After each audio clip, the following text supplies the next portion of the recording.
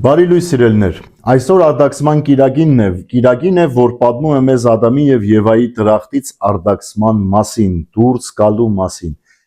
Ադամն ու Եվան իրենց արդակսեցին դրախտից իրենց արարքի պատճառով։ Իսկ որն էր այդ արարքը, թերևս դուք բոլորդ գիտեք և միշտ լսում եք, այդ արարքը Աստծուն չհնազանդվելն է։ Բայց ոչ միայն չհնազանդվելը, ոչ միայն պատվիրանը խախտելը, այլ այստեղ մի շատ կարևոր բան կա, սիրելիներ։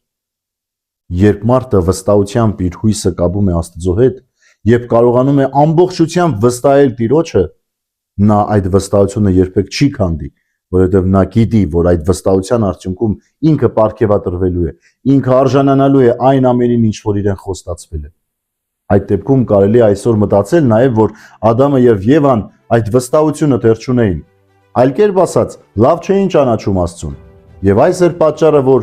ոչ ճիշտ ճանաչելու արդյունքում մեղք գործեցին և պատճառ դարձան արդակսման։ Տեսեք ինչ է ասում Եսայի մարգարեն 33-րդ գլխում. Տեր, ողորմիր մեզ, քանզի մենք մեր հույսը դրել ենք քեզ վրա։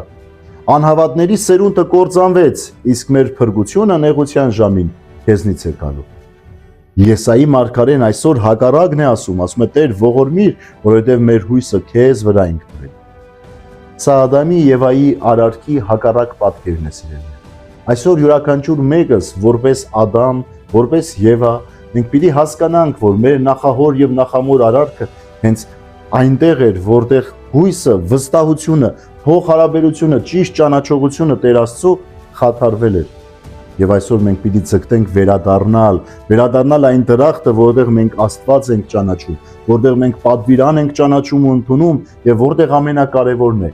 հույս կա, սպասում կա, որովհետև այդ կենաց ծառը մեզանից հեռու չէ, եւ այլևս մեր աչքերի առջև լինելով, օրերից մի օր մեր սիրող Հայրը մեզ թույլ է տալիս, որպեսզի մենք ճաշակենք այդ ծառից։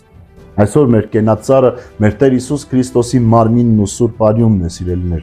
եւ ուշ թե շուտ կանցնեն շաբաթներ եւ Զատկի օրը մենք բոլորս պիտի ճաշակենք այդ կենաց ծառից, բայց այսօր պետք է այդ վստահությունը ունենանք, այդ հույսը ունենանք Տիրոջ հետ, որ Տեր, ողորմիր մեզ, մենք չենք ուզում արտաքսվել, ետ դարձրու մեզ դեպի դրախտավայր։ Բարի եւ խաղաղ կիրակի ձեզ բոլորիդ սիրելիներ, Աստված օրհնի ամենքիս։